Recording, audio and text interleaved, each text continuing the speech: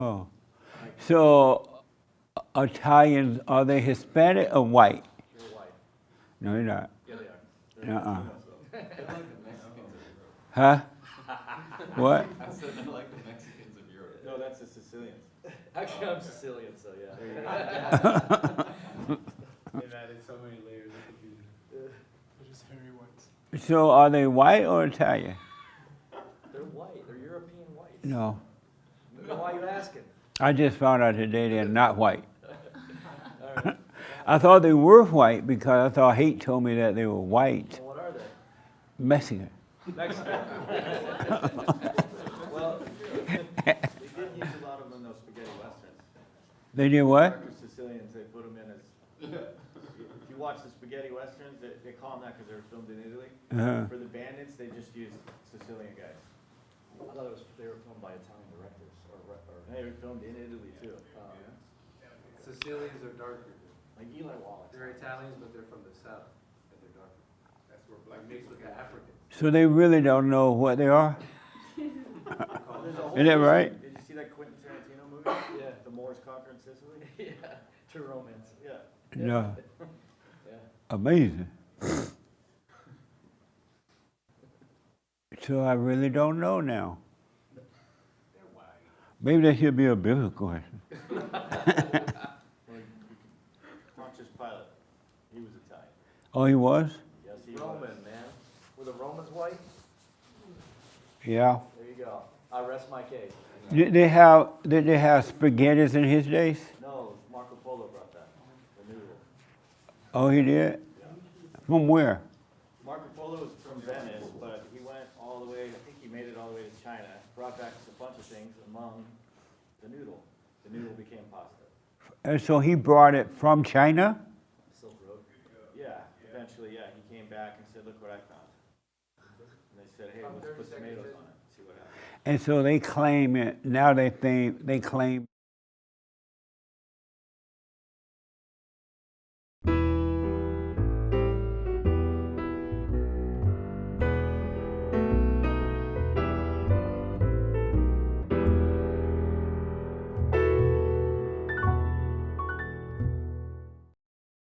Nico Polo?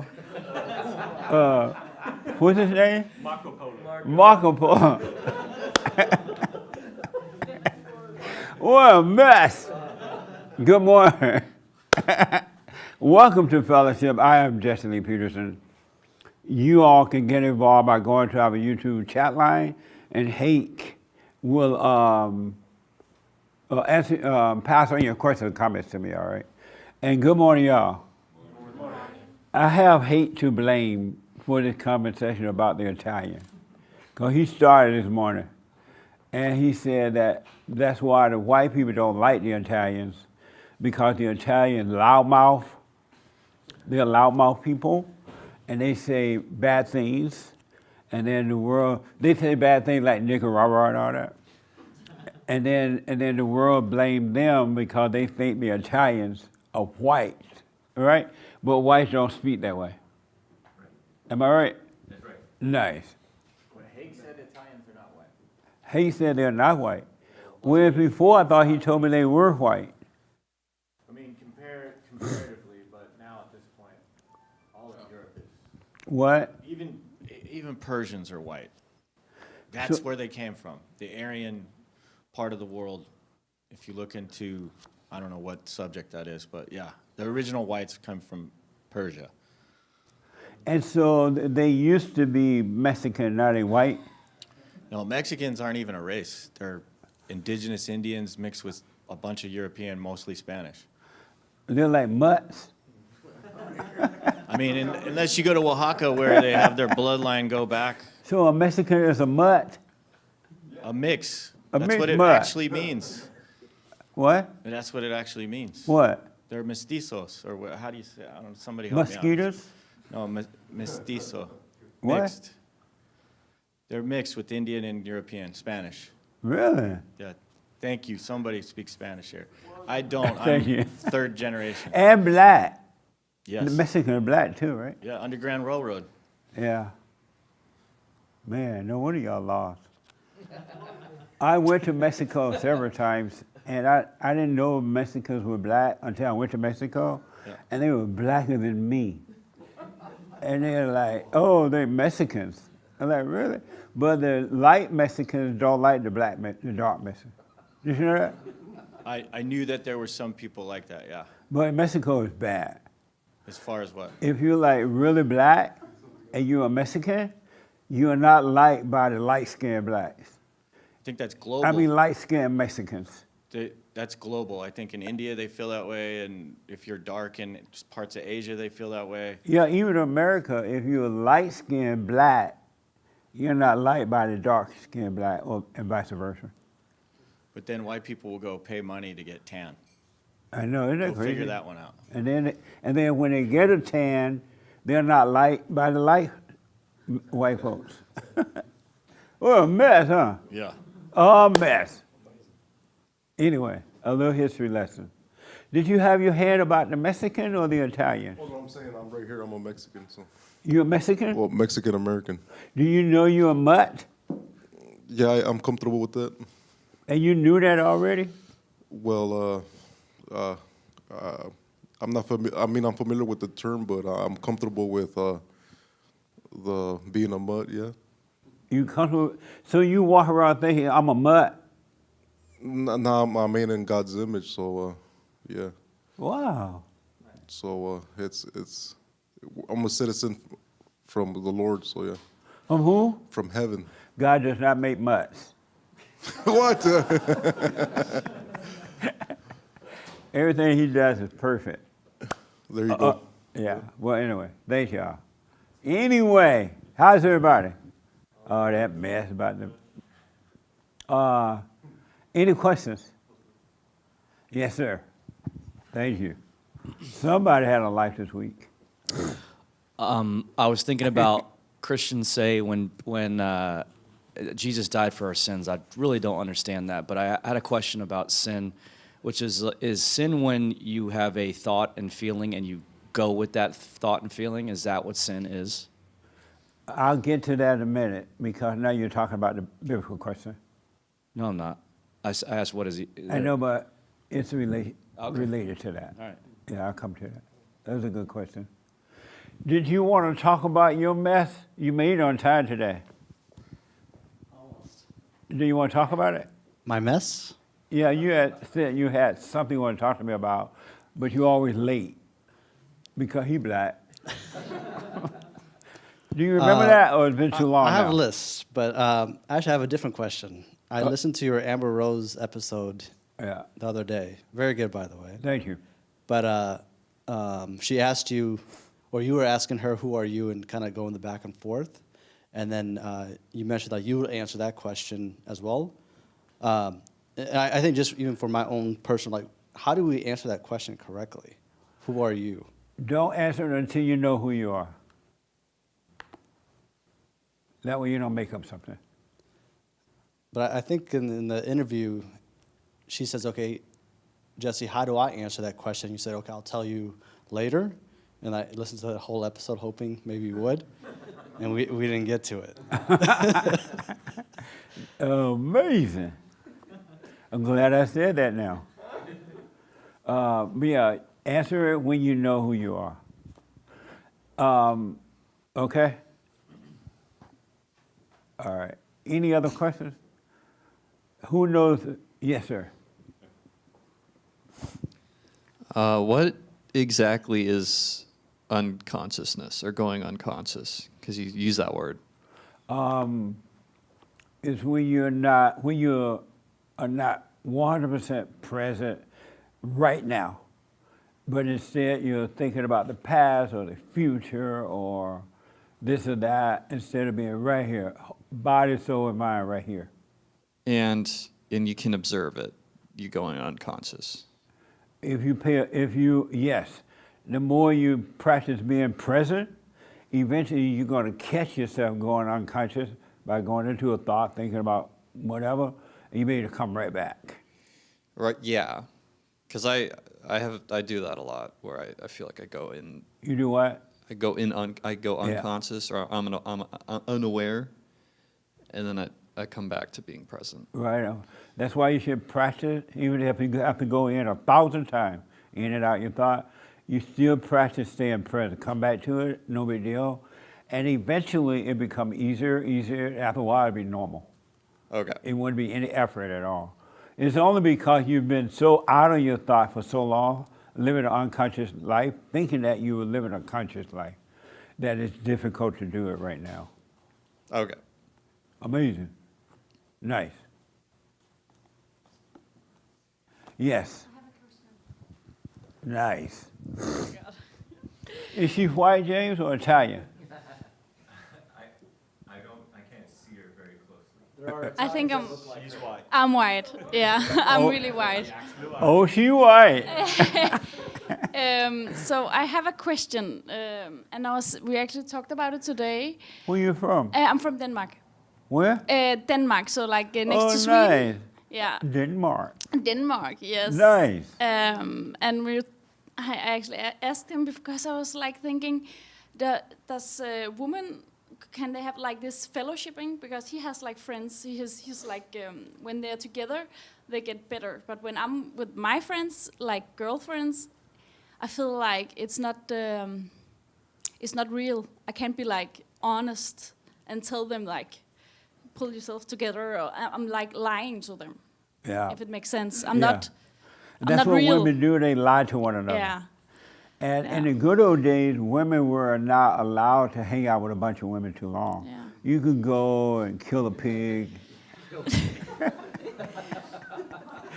make a quilt, make the butter.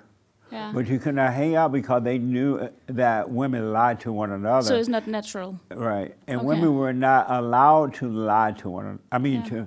to hang out with one another. They were not allowed to teach other women because they knew they were lying. Yeah. They can't help it. It's in their spirit. Okay. Yeah. So that's why that's happening. So, can you like come over that spirit? Yes. Okay, so it's possible. Yeah. Women are doing it. I see women doing it all the time here at Bond and in the women's forum. And when I counsel with ladies around the world, they just didn't know what the problem was. And once they understand what the problem is, they start to overcome it. Okay. They can admit it and then they overcome it. Okay. Most women won't admit it, Yeah. what the problem is. Yeah. Have you admitted what's wrong with you? I have to be honest, probably not. You're not? Yeah, I'm probably lying to myself. I'm working on it, but I'll still lie. I think. Yeah. Yeah. Good. Do you know what the biblical question is? Yeah. What's the biblical question? If I say it right, it's what is evil? Yes. Yeah. And you say? Well, to be honest, I don't know. You don't know what? Yeah, I have talked about it and we think about it, but I could say something, but it will not be. It will just be like to say something, and it will not be like what I think it is. Because first we talked about maybe it's. I misunderstood it. So when it's what is evil, I was like, I think it's to judge, but that's just what. You think evil it's what? does. It was like when you're judging, Oh, but okay. it's not what evil is. It's just what it do. It's do with you. Oh, okay. So I don't know. Oh, okay. Yeah. Amazing. Okay. And what did he tell you evil was? Oh, okay. He said like I can't remember. Okay, he said it was like that it's not there. I think that it's in your mind. So evil is not really there. Is it correct? Yeah. Is it? Yeah. Yeah. He said evil is not really there. Yeah. It's just in your mind. Yeah, so it's. I think he meant it was like it's the devil. So and the devil is only there when you make space for him. I think it's what he meant, but maybe he can. Yeah, I have. tell it. Yeah. Have you gone and forgiven your mother? Yeah, I have. You have. Yeah. And how did that go? It went well. Yeah, it did actually. And how about but I you? was really scared. You were? Yeah, I was with her like a few times when I didn't say anything, and then I was like, okay, I'm gonna do it now, and it. And were went you well. surprised that you were afraid of your mother? I'm not sure if I was surprised because I knew I was, but yeah, I don't. And how about your father? He's dead, but I know I have forgiven him before. all this. We've been following you for like 2 years. Oh, okay. But it's like many years ago. So I have no regrets or anger towards him because I know he was all love. Right on. I know that, and I know my mom is she has the evil, but I don't judge her for it. And what did she say when you went to her? She said something like, "Okay, that's something I have to do, like for yourself." She said, "It's how I like translate it." So she says, "Okay," she understand it, and she said it was like a good thing. Yeah. So I don't know Raymond, if cut I out the had noise. like. What the? You Unless moving you- furniture, man. Okay, thank you. Nice. I'm not sure if I had any expectations, but probably I thought she will be like a little bit like when you have like a shield. I don't know what you call it. But she was actually open. Yeah. So it went well. Nice. Yeah. Oh, amazing. That's good. It's And really you're doing the silent prayer and all that? Yes, I do. Right on. Actually, I think I also have a question about that. Okay. Because I've been doing it for like a year, like morning and evening. But lately I have really hard time doing my silent prayer. And I can't explain it, but I have a lot of like, hvad hedder det? Thoughts. No, yeah, thoughts, but like I'm not calm. So I have like trouble staying. I don't know what's, it's like, sometimes I open my eyes and I'm not like down in I don't know what to say. Yeah, she's following her thoughts. She can't stop following them. Yeah, yeah. Yeah, she's following the thoughts instead of watching them. Yeah, so she get unconscious. Yeah, so I'm like going into the thought. It's really hard to like not following it. Yeah. Right. And so you see yourself going into them? I do, Are and then you I try. aware? I am, but then I try to get back, but then I'm following it again, and then I try to focus like here, but I What don't a know. mess, huh? It's a mess. Yeah, yeah. So you're doing it right, except that you're freaking out. Yeah. Don't freak out. Okay. Just watch them. If they come and they go past, watch them going past. Yeah. And just watch them, and if you realize you're in them, realize you're in thoughts right now. Okay. And the feelings is coming. If you are doing them and you stop for a while because of whatever reason, just realize you stop. Don't overreact. Don't call it good or bad or anything, and you're doing fine. Yeah. Yeah, you're doing fine. I think maybe the problem is that I'm probably judging myself a little because I'm like, now I'm going away, and then when I stop, I'm like, okay, now I didn't do it for too long because sometimes I do it like only 5 or 10 minutes, and he's like sitting there for half an hour, completely still. Right on. Like not a movement, and I'm like, I'm moving my legs, and yeah, it's 2 different worlds. And so don't judge him his way. Yeah. Don't judge yourself by how he's doing. Yeah. You just be you, working on you, and you'll be fine. Okay. So don't worry about it. You're doing the right thing. Okay. And it's the devil telling you, oh, you're not doing it right. Yeah. You're not doing long enough. Look at him. He's sitting there like he's God. Yeah, it's true. It's really true. Yeah, and you're not like that. Yeah. Those are still lies. Yeah. All thoughts are all lies all the time. You're doing just fine. Okay. So don't judge it either way. Okay. All right? Yeah. So, and it's going to get easier and easier. Don't worry about that. It will get easier. But for now, whatever happens, let it happen. But don't make a decision right or wrong. Okay. But stay with it. Yeah. Just stay with it. Okay. All right? Yes. Amazing. Are you guys, I don't want to, are you guys married or dating? Well, just friends. No. No what? We are engaged. Yeah. Really? Soon to be married. Yeah. Soon to be married? Yeah. Amazing. Are you the ones I'm supposed to do the marriage? Yes. Yeah. Oh, you the one? I'm doing the Yes. wedding today? Today or tomorrow, we haven't discussed the details with you. We thought we could talk today We about haven't tried it before, so. What the? Yeah, surprise. Nice. I thought it would be older people. Yeah. Yeah. for some reason. So the wedding is happening today or tomorrow? If it's possible, yes. Okay. And do you obey him? Oh. No, because I knew you no. would ask me this question. You And knew I was going to ask? yes, I knew it. And you know, Jesse, I do most of the time, but I have to say no, because sometimes he say to me, like, I always say to him, it's not fair. And then he says, then you're not obeying. But it's usually, he says, do something, and then I say no, and then right after, I do it anyway. So I have this little fight, but I'm always like ending up doing it. So, yeah. Are you surprised he still want to marry you, knowing that you're not going to obey him? No, because I'm not surprised, because we have learned that when you like working on yourself, it's still possible. Right. But both has to work on themselves. Right. And I do, I really do. Oh, okay. I know this is the right way. I do. But yeah, I think the devil is like fighting this because it doesn't want me to get married and have all this peace. So yeah. Are you going to have a bunch of white babies or two? Well. A bunch. A bunch. Are you agreeing to a bunch of children? Yeah. I have no like.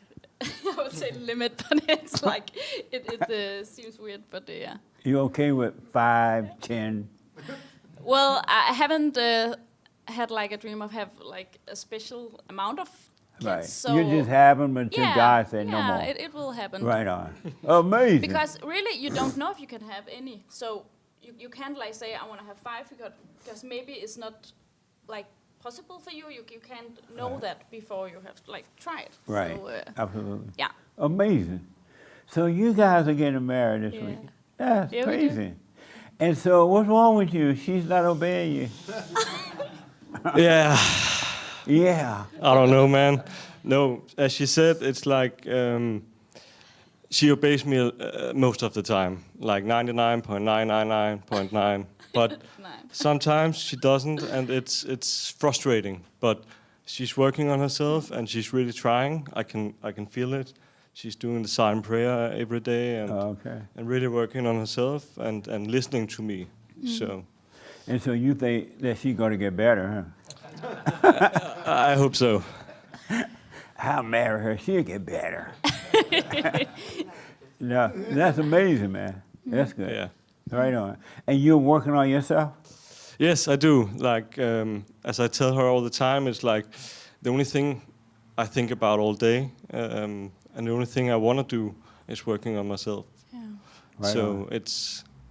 it's hard sometimes because it's taking so much of my energy and time, and sometimes the judgment comes if it's not like, it's not going well today, or it's stuff like that. But I'm working on myself, and I'm really trying to get better. Yeah. Right on. You're very different from like 2 years ago. Yeah. It's like crazy.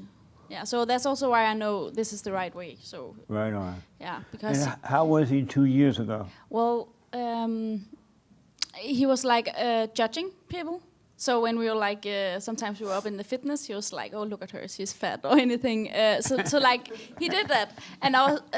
And I judged him, so I was like, okay, then he say this, and it's also bad. But now he doesn't do that anymore. So there's a lot of things, like you're more calm, but you've always like been calm, but even more. Right on. He's more, persistence all the way. It's like, it's hard to explain. I can just see the different. And how is she different from 2 years ago? Well, she stopped having the same friends she has at that time, like just hanging out with people to hang out. Yeah. And she's working on herself, and I can see the change in her Also personality. like also close, like in fitness. I was like more. It's like I've always told her like. You gotta start working out, and she's like, "No, I don't want to." I said, "Do it. It's not only for your health; it's also for your mind. Like, stop listening to your thoughts telling you not to go train, work out. And it's like at the beginning, she didn't want to do it, and I said, it's important that you stop listening to the thoughts telling you not to go work out, eat the candy, stuff like that. It's the little fights, and it's all the time. But it's funny because right when it was like starting, I was sitting here and you said, does anybody have a question? I was like, I have, but I didn't want to say it. And then I was like thinking, okay, so this feels uncomfortable, then I have to do it. I have to do it. Right because on. then it's the right thing. Absolutely. Yeah. Absolutely. So that was like, and he told me that because he said every time something feels uncomfortable, you have to do it. Yeah. Like if you want to go tell some people that what they do is cool or anything, if it feels uncomfortable, it's the devil telling you that, you don't do it. So you have to do it. Yeah. Yeah. That is absolutely true. Yeah. I've noticed how people are comfortable speaking to one another. If you're just hanging out, you're just talking. But the moment someone says, come up and speak, you go into fear right away. But what has happened, your mind, you start paying attention to thoughts, and that brings on the fear. But when you're just talking one-on-one, you don't have that fear, and you're not listening to thoughts. Yeah. But the thoughts tell you to have fear. Yeah. Amazing. Yeah. That's cool. And so was she fat or something before? No, she's never been fat. But you want to make sure she doesn't get fat. Exactly, right? exactly. Yeah. I also told her, like, if we're going to get married, we're going to have an agreement that if you get fat, I can leave you. Nice. Yeah, make that a part of the annulment thing. Yeah. Exactly. Yeah. No, but yeah, it's more like, I also told her a lot of times, go work out, and she's like, do you think I'm fat? What is wrong? Why do you say it all the time? Then he says yes. Yeah, but I know you don't mean it because I'm obviously. Oh, I mean it. You mean it. Oh my God. I know you don't mean it. Oh my God. No, but it's more for me. It's more like the thought about the reason you're not going is because you listen to a thought telling you not to go. Yeah, right. And that's why I pressure you even more, saying you are fat, you are this, you are that. So this. But I don't cry. I'm not anymore. Not anymore. Jesse, the first, when he started following you, it was like I cried for like 2-3 weeks. I couldn't like handling like this. I don't know. Yeah. Because it's actually hard to tell how you were before because I can't even remember because it's like 2 years ago. But I remember when you was like changing, and all this. I can't say the word, but. Yeah, I don't know. What? you know, thing. You couldn't do the all S-word. the S word. Oh, yeah. he couldn't do that anymore. No, and you start crying. So I couldn't control him, Right. Yeah, and I cried. So when she's crying, she's lying, and it's so true. I have been cried so many times, and now I don't. When you say, all these things, it doesn't hurt me. Of course, I get a little annoyed sometimes, but it's not me, it's the devil. But it's like, big different. So you would cry a lot when you first started changing? Yeah, I was just like sitting there crying, and he was just like looking at me, just don't cry. So he was like he didn't like, I don't know. Comfort you. Yeah, you didn't comfort me. So it was also like a quick phase, but yeah, it was hard at that time. And you had a hard time letting go of control that you had over him? Yeah. Oh, okay. Yeah, but it's That's amazing, huh? Yeah, it is. It is. What a mess. It was a mess. A big mess, yeah. A friend of mine got married, and his wife made really good food, right? And now he getting fat. Oh, okay. I was like, whoa, I never imagined him being fat, though, because he was so skinny, and like real skinny. And he gets fat like really fast because the food's so good. And I know the food, 'cause I had some. But you don't know my friend. I said that what happens when you get married, you get fat. Normally men get fat, but the woman doesn't. And the woman seems to accept a fat man, but the man never accepts a fat woman. Have you noticed that? Yeah. Isn't that strange? I have a theory about it actually. What? You want to hear that? Yeah. I always thought it's a way for a woman to keep a man in the same relationship. Like no one else wants him, so I have him now. He's mine. You may be onto something. Yeah.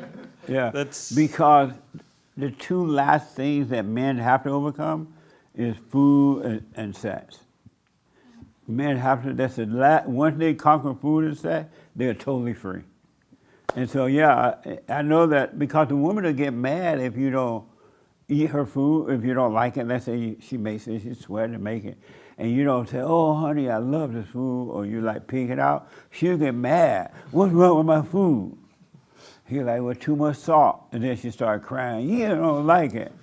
I'm going to tell you something, because his most used word when I say, how is it? He's like, it's fine. It's like in everything. He says what? He says, it's fine. It's like, so how is this? It's fine. So I'm used to it. It's like you never get like really impressed. But I don't think he's faking it. It's just like how he is. It's like, it is fine, you know? Yeah. Right. Well, fine is good. Yeah, fine is good. Fine is good. It's fine, yes. Yeah. He never say amazing. No. Okay. Once in a while. Yeah, but then you say, so this is wifey food. Yeah, when I do like.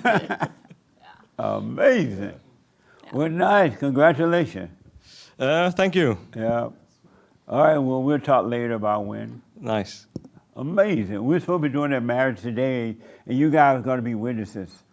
But I didn't know they were coming today. I'm sure I was told. Omid, that's Omid that you've been talking to. Yeah, we said hello to him and talked to him. Right. Did you know he was an Allahu Akbar guy? I thought when I saw his name, I thought he was. Right. And so when you walked in and you saw him, did you do this? Oh, he was very nice, actually. Oh, okay. Yeah. Make sure he didn't. Yeah. Right. Amazing. Do you have any questions right now? A lot, but maybe also let some other people talk. I don't know. About. Yeah, it's like okay. I have one question. It's like a thing that's when I started all of this by following you. It was on I was on a trip with my brother and a good friend of mine, right? Mikkel. He's also listening, I know. So what's his name? First name? Mikkel. Hey, Mikkel. Always in Denmark. Yeah. So he and my brother, we were on a trip where we were in Sweden on a motorcycle trip, and all of a sudden my brother talked about some things from the Bible, and I've never been into the Bible or God or anything like that, but I've always been searching. There's always something that's been searching in me, right. Trying to be better and change my life, because it's always been a mess from I can remember. So, but on this trip, he said something that really struck me. It really resonated with my soul, or something very deep. And then he showed me you. And he said, listen to this guy. And I was like, oh, okay. He sends a lot of things, so it's like, okay, yeah, another one. To this nigga rah-rah. Right. Oh, God, another preaching nigga rah-rah. Yeah, kind of. But then I heard you, and the same thing happened. It just resonated with me, your words and your... the things you talked about, and I could see it, like right on a whole nother level that I've ever seen anything. But my question to this is, if we have no free will, as you say, and I understand that, how do we choose to become born again, or to?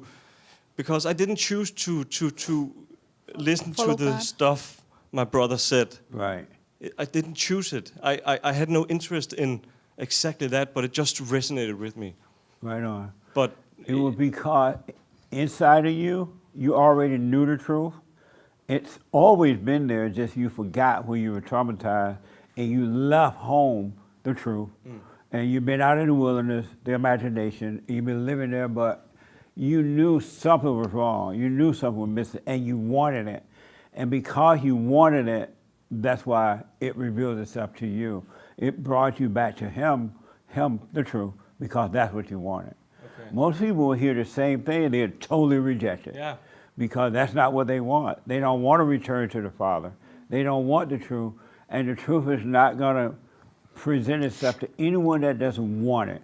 But you've always wanted it. You knew something was wrong, but you didn't know why. I remember as a kid, I was like that. Yeah. I knew something was wrong, Exactly. but I didn't know what.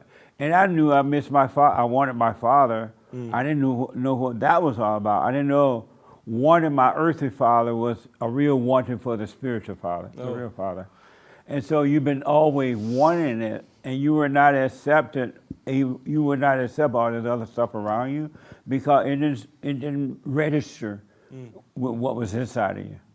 It was all you wanted it. That's why you got it. But like, and that's my struggle, because I understand that. I really do. But what makes people want the truth? Doesn't anybody want it if they really know what the truth is? If they know how good God is and how the truth is, doesn't anybody want it? Most people have never wanted the truth. Even when Jesus Christ walked the earth, most people didn't want it. So it's just random? Yeah, it's just a few. Okay. A handful. And it's just random who the few is? Yes. Oh, okay. Yeah, you can notice in your family, for example, it sounds like your brother want it, but everybody else in your family don't want it. Yeah. True. Yeah, they argue with you about it. Even the other Christians or whatever in your family, they will argue with you about the truth because they don't see what you want, what you see, because you're getting the real deal from within because you want it. Okay. You just didn't accept all that other stuff. But most people are not going to want it. Okay. Most people do not want it. And the one thing is I love about God is that he's not going to force it on anyone that doesn't want it. He'll leave you right in your misery. He'll let you cry. He'll let you judge. He'll let you be afraid. He'll let you be totally lost unless you want it. And then he'll bring you home. Yeah, it makes total sense. I can also see it when I talk to my father. I talk to him, and sometimes he listens, and he's like, oh, "Okay, that makes a little sense, but don't overdo it. It's like, don't do it too much. Right. Just stay in this world, so don't go insane, and stop listening to everything." And in some points, I can see he's listening a little bit, but then it fades away, and he's like, never mind, I'm too old. And yeah. Well, leave him in his hell, because one thing you should never do, unless they ask. Never impose the truth on anyone. Yeah. Your father, your mother, your brother, your sister, no one. You cannot do that. That's why Christ, when he healed people, healing me, they're able to see just as you can see. He said, go and tell no one. Yeah. Keep it to you, and it will reveal itself to that person or people that you run into. They'll see something about you that you won't even see about yourself. You won't know that they can see it because you're not thinking that way. And they'll want to know, well, I noticed this about you. What is this or what's that? Or they'll tell you their problems or something, and you'll be able to help them, and they won't want it. But do not impose the truth on anyone. Yeah, totally. And that's also a thing I've been doing in the beginning, where I saw this and heard it. I was like to everyone, you got to see this, you got to see this. I sent them a link. Nothing happens. I'm like, did you listen to it? And no, I haven't had time. And come on. And now, the only person I still struggle with and still want to impose it a little bit on is her, because I got to deal with it if she doesn't.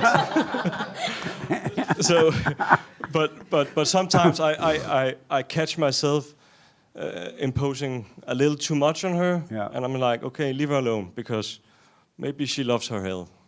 She does. Yeah. If she's not working, she does. And the only reason you impose it, not because you love her, it's because you want her. Yes. And you want her to be right before you get her, right? True. And that's not good, because she'll pretend she'll be what you want her to be. It'll be all pretense. And once you get her, all hell will break loose. And you'll be like, well, I thought you were doing, but no. One thing about women, they can read a man like a book. Really, without opening a book, they can read you, and they will be whatever you want them to be until they get you. Yeah. And and after a while, you start seeing the real deal. And so you have to not want that for you. Don't want her to get better for you. If you want it at all, it's for her own soul's sake, her own freedom. You should want it for that reason. And that's also, as you say, like we are no good, and I can see it in myself. I am no good. Right. Like everything I ever want or wanted, it's for my own sake. Yes. Like if a friend called me and asked, "Do you want to help me move?" I'm like, "No, not at all." But I do it because then I have one in the bank for when I have to move. Like. That is so true, man. And it's like that is so true. I talk to my friends about it. I'm honest. I'm saying like that, and they say no. You can do good things. I say name one, and they're like, okay, I can do this. I say it's not good things. You're doing it to feel better. You're doing it to gain something. Some type of hidden motivation, something you all want. the time. But now you will say just no to people. You wouldn't say yes anymore. I think it's completely different. Yeah. And that's also sometimes it's like when your brother want you to move for him, and you was just like no, and he was like, why? He didn't understand it, and he also like working on himself. But you said no and didn't come with an explanation. Yeah, and it's also sometimes the thoughts also manipulate me to doing maybe too much the other thing. Yeah. So it's like always, if I want to do a good thing, or I think it's a good thing, it's like, okay, I want to help this person. No, but am I doing it for the wrong reasons? And then I'm going into a long thought about it, and I'm like, okay, never mind, I don't want to do it. Yeah. Right on. Yeah. I want to encourage you and all people, starting today, never, ever, ever obey a thought. Don't obey it. Do not obey. Even you have to remind yourself, when those thoughts, one of the reasons that when those thoughts come like that, no matter what it is, just say, I see you, but I'm not going to obey. Yeah. I'm not going to obey. Yeah. I will not obey. It's going to blow your mind. I've noticed that the reason most people are poor, or the reason people don't start, and I just realized this too, the reason they don't start businesses, or the reason they won't stand alone, because their first thought would tell them to do it, go start a business. And then they have a second thought, and that's the thought they will obey, because that thought tells them you're not going to make it, it's not going to work, or you're not going to get the money, or this, right? And most people obey that second thought rather than just doing what they want to do and don't worry about the outcome at all. Second thoughts make you think about what if. If it doesn't work, if I don't get the money, if this. Yeah. But if people were because opportunities are always there, and there's no such thing as you don't have an opportunity. The blacks are lying about that. The whites are now lying about that with the Jews. Everybody lied. They said they don't get opportunities. Opportunities are always there, but what it is, they don't take advantage of the opportunity without thinking about the outcome. Never, ever, ever think about the outcome, and the outcome will always work. It will always be amazing, and it cannot fail. The outcome will not fail because the truth is not going to fail you. Okay. When the truth tells you to do something, give you an opportunity, just do it. The truth cannot fail. You understand that? Yes, sir. But when you say you're going to do it and then you get this thought about, well, what if it's not going to work and this and that, or you go and talk to other people about it and they talk you out of it because they'll give you their fears too, you're not going to make it. But if you just do it, one of the reasons my nonprofit lasted this long, because I never thought about the outcome. I knew that the opportunity came, not from me, and I didn't have a plan. I didn't know how to, I'm black and slow, I didn't know how to make an organization work. and I remember when we wrote down the 503 thing, we had to turn that in. They were like, what's your 5-year plan? Like, I have no plan. What about this? I'm like, I have no idea.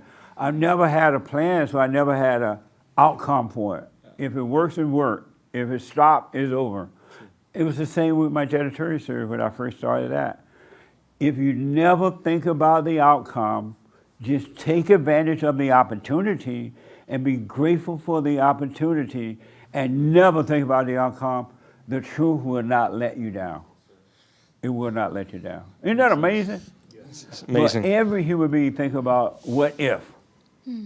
Oh, I got to go and ask, what do you think about this? I want to start a business. I remember when I first started janitorial service, I was real sophisticated.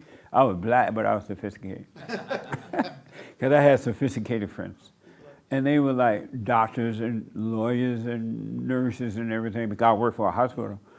And I was like, I want to start a business. At the time, I wanted to start a transcribing business, but I didn't have the money.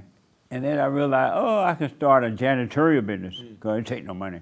You need to put your name out there. And my friends were telling me, oh, you don't want to start that's for the Mexicans. You don't want to start. What people are going to think about you with a janitorial thing? And the Mexicans are going to outbid you anyway because the Mexicans always underbid. That's why the rich white folks love the Mexicans. Because the Mexicans underbid. They used to. They don't do that anymore. Right, huh? But they'll change that. But they were like, what are you people going to think about you with a janitorial service? But I'm like, I don't care what people think. I just want to get a business started. And so I started a janitorial service. And in 7 years, I had 7 full-time employees. And I'm like, where did this come from? And then I was able to quit my day job and just run the janitorial business. And then when I started this business, I got so busy with this, I had to sell it. And right away, I did the foolish thing. I asked my friends, what you think I'm going to sell this? Nobody want to buy a janitorial service. What do you mean? I said, no, I'm going to sell it anyway. And so I put the word out, and everybody and their mama, and if you're black, everybody, their mama wanted to buy it. And if you're a flat earther, up and down earth. And so I was able to sell that janitorial service, and so I split the contract, and I sold it. I made back all the money I ever spent on it, including paying my employees. I made back everything after 7 years. You got to trust the truth. And at that time, I didn't know I was trusting the truth or anything. I was just doing what's in front of me. The truth cannot fail you, but people don't trust the truth. They are afraid to trust the truth. They always trust the lie. Does that make sense to anybody? Yes. Just think about it. Every time you come up with an idea, something tells you not to, it's not going to work, this is going to happen, or you go and ask somebody else and you won't do it. Isn't that amazing? You don't trust the truth. The truth is the one that gives you the idea and the opportunity. And if you just do it, it will make it work for you. Nature will make it work. It'll happen. So always never second thought. Yeah. I will ask you something. Yeah. It was about the first question about, you said that people don't want to find God. Right. But then I was like, is it the people or is it the devil telling them? Well, it's the person. Well, they have what has happened. They have accepted evil, and they become one with evil, so they think they are evil, even though they're not thinking of themselves as evil. Yeah. But they have identified so much with the thoughts and the imagination, they think that is them. And so they don't want anything but that, and they don't want you to tell them that they can change. They don't want to be told that they're wrong, even though they're miserable. They have fear, they're jealous, they're envious, there's strife, but they don't want to hear that they can change. Even a Christian would tell you, no, I want to wait until I get to heaven. I don't want to be free now. I'm only human. Leave me in my hell. They don't want to know that they can have perfect peace right here. So you have to, and God is not going to force it. He'll leave them right there. So that's why you're not supposed to impose. Okay, it makes sense. I have another question. It's like throwing, what did Jesus say we give to the swine? Pearl to the swine when you try to tell them the truth. Yeah. So this question, I'm not sure if you have answered it before, or is it was you telling a story or someone else, but I heard something about when you burn your body and you get like to God and you doesn't come in. Was it you? When you what now? So like if you burn your body, like when you die, you burn it. Right. And when you want to come in, he's like, I ain't burning my body. No, but then I I'm was not burning my body. no, okay, but I want to be buried in a little box over in Inglewood. A little cheap box. Dude, because suppose I burn my body, everything all burned up. And I get to the pearly gate, and I ring the bell, and here come the angel. What's the angel name? Michael coming. Yeah. And he's like, yes. I'm like, I'm Jesse. I want to come in. And he's like, I can't see you. Where's your body? My body? I'm like, well, down there they said it was cheaper to burn it. I didn't know my family was trying to save money for themselves, and they burned me. He was like, well, you can't come here. You got to go back that way. So I have a question to that. What about I don't know, organ donation? So if I give something from my body, Right. is it can I use the body afterwards? I'm like, or should you not do that? Or So should if you even- give your organ parts away to somebody else, how would God heal you? Yeah. You be like, oh Lord, please heal me. Give me my liver. You're like, where is it? I gave it to Susie. I think she means when she's dead. Yeah. Oh. So when because it's because like yeah. No, Don't do it now. No. But Jesse, it's because like many years ago, I'm not sure. I was like 16 or 17. I was like signing up for organ donation. I was also like, God. I'm gonna get burned and all that stuff because I was Really? like, I doesn't need it. But now because you said that when you like, How you know you don't need it?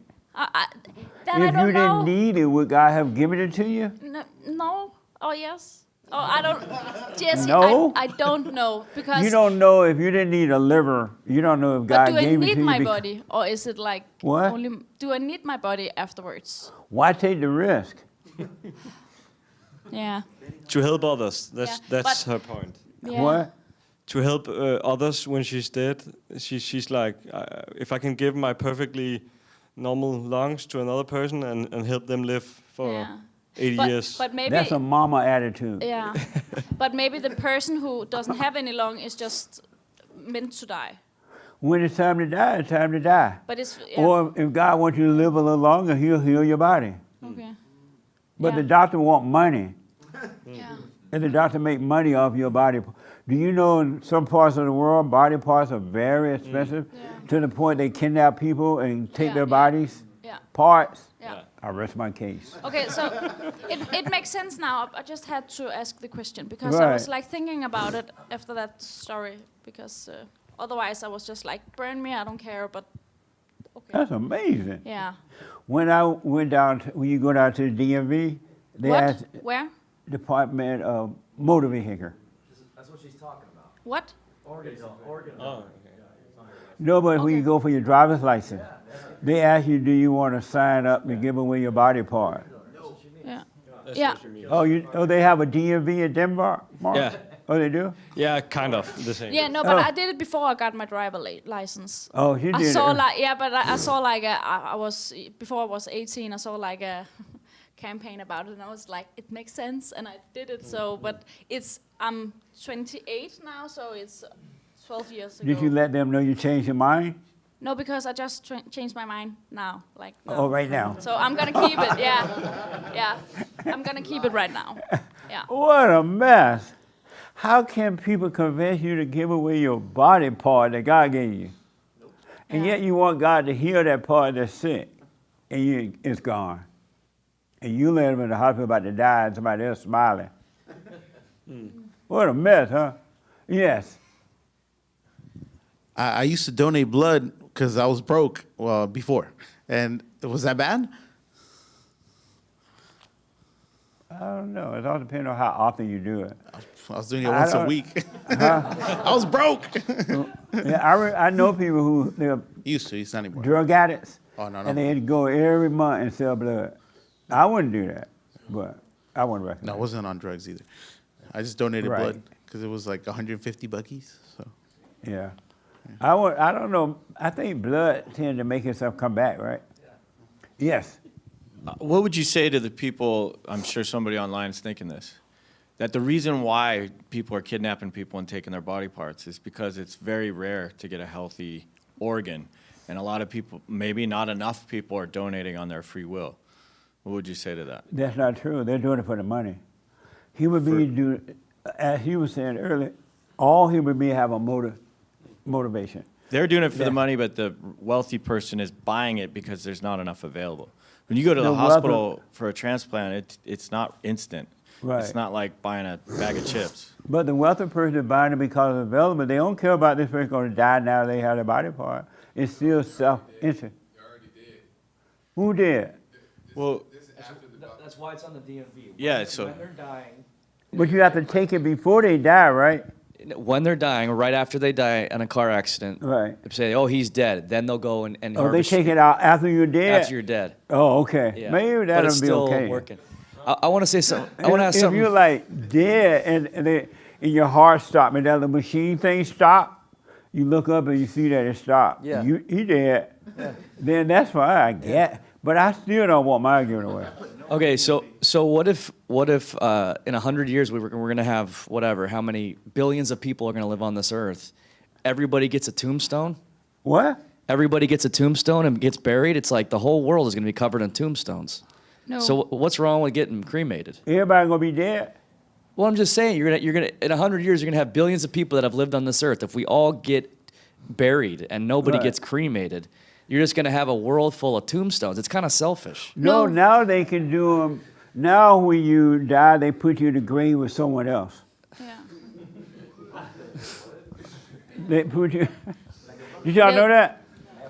Yeah. What? Mass grave. But they will just put you on top of another, so it will just like Okay, I gotta put them on move. top. James told me I gotta move it. Okay. The white man told me to move it. But just for the record, don't worry. They put you in the grave with someone else, or they put you in a little box and they put it in a big dome-like building. Oh. So they'll make it out. Yeah. They'll make it work? Yeah. But anyway, I gotta move it on. That was interesting. The biblical question. What's the biblical question for this past week? What is evil? And you say?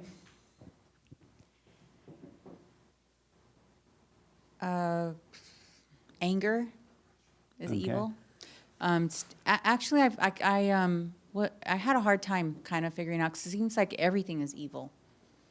Everything apart from God. So I really couldn't like pinpoint, except to say it's anger, like staying in my thoughts too long, giving him emotions, attaching emotions to my thoughts. Okay. That's probably about it. Also, I wanted to ask, when you've heard me say that women are evil, right? When you hear that, what goes through your mind? I don't think anything's wrong with saying that. It's the truth. But before you knew it was the truth, Oh, I would have been first very heard me offended. say it, what went through your mind about that? Who does he think he is? To be judging. Not everybody is like that. I'm sure I took very personal offense to that because I was in denial of who I really was in the inside, because I tried to bottle that up as much as I could so that I could give a good perception to people about me. But I knew what I was thinking in the inside and what I've done. Yeah. Yeah. And did you finally accept that you were evil? Oh, yeah. And Yeah. what does evil look like to you? Inside of you? It's really ugly, and it's dark, and I just feel like a lot of it comes with like the emotion of anger, and but then I slowly but surely had to like understand that it wasn't really me, that it wasn't the true me, and but for the most part, when I finally came to terms with it, it was my ego, and it was me being fake, and just trying to fool people, I guess, into believing that I was something that I wasn't. And when you finally faced it, what happened? I think I cried a few times about it, because it started, I put myself on like the wheel of like everything I'd done. And I was like, oh my gosh, like this is disgusting. You know, I felt, I'm sure I felt a little bit of shame about it, a bit of shame.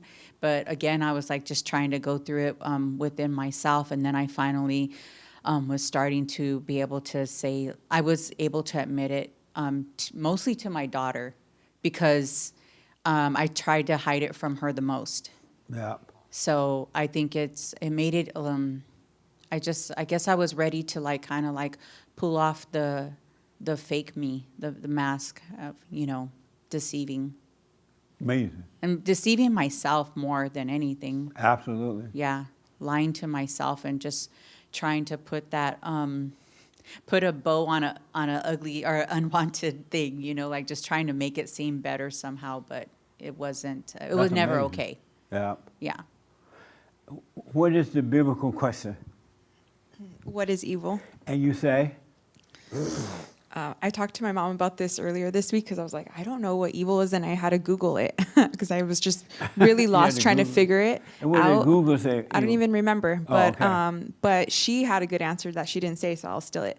And she said anything that is not of God, and that makes the most sense because Okay. everything can be evil. And when you hear me say women are evil, what goes through your mind? No, I'm not.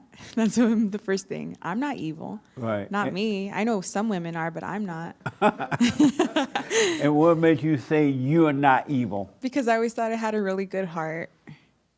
But I realize now I was doing things for the wrong reason. Like if someone asked me to help them move, I don't want to help them move, but I would be like, all right, yeah, I got to, that's me, the dependable friend, the best daughter, the best niece. So yeah, I was attached to a lot of labels.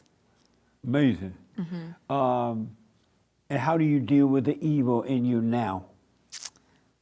I'm still dealing with it. How So, do you deal with it? just recognizing it. Oh, Like, okay. you know, I have a lot of automatic responses because I'm so attached to who I was. And it's been hard for me to like let that go of my identity before. So when I notice something, I just notice it now. I'm like, I used to feel like that. I don't Speak feel up a that little way. bit. I just am trying to let the old identity go. So I'm just kind of conscious of how I'm responding to things now. Yeah. Things that would be an automatic answer, like, oh, you know, I haven't seen you, I haven't spent time with you. It's like, I'll see you when I see you. Right Instead on. of, you know, okay, let me try and, you know, make time for everybody. Nice. Yeah. That's amazing. Yeah, it's actually really free. Okay. Mm-hmm. What is evil? And I'll get to you in a minute, right on. What's evil? What is evil? That's interesting. One of my answers was everything. Like the reality we live in just feels so evil to me. But maybe a better definition is it's a spirit. And when you hear me say women are evil, what's your reaction to that? I've also been listening to you for years, so I'm just on board. And when I first heard it, Right. my reaction was just, whoa, tell me more. It just felt so true. And The very first time you heard it? yeah. Amazing. Nice. And I think about like biology. Yeah. Our biology is built emotional and according to like a monthly thing. So it's part of the curse. I believe in the Bible. I believe the Bible is true. So that was part of the curse is women are built different. Okay. Amazing. Yes, Raymond. You want to know what is evil? What is evil? I am evil. I am not surprised. You've been saying that for a long time now. And why do you say you are evil? Whenever I pray, I find out part of me is always rebelling against everything everything that's right, everything that belongs, my commitment to the straight and narrow. And what is the straight and narrow? Everything that is with God. But what is that? Truth, honesty, commitment to what is right. But when you can honestly admit that you're evil, isn't that the straight and narrow? admitting to my evil, admitting to me change that I'm anything but evil? So what now? Would admitting that I am evil change that? Yes. But you got to admit it without getting an ego feeling from it. You don't want to be proud to say you're evil and everybody say, wow, Raymond is evil.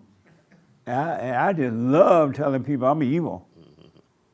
Do you get a thrill from saying you're evil? It's my way of asking for help. But he is helping you by allowing you to see that you're evil. Why don't you accept the help? There's something in me saying that I don't deserve that help. And why do you listen to that? That's the devil. Why do you listen to it? I keep remembering everything I did wrong when I was a child and a teenager. But it was never you. It was the devil doing it through you. And that's the devil reminding you of it. It's not God. So why keep paying attention to it? And perhaps it's the only thing about me that I can identify with. But you need to stop identifying with it because it's not you. Don't call it you anymore. Okay. That's something worth considering. Thank you. You're welcome. Amazing. Right here, what is evil?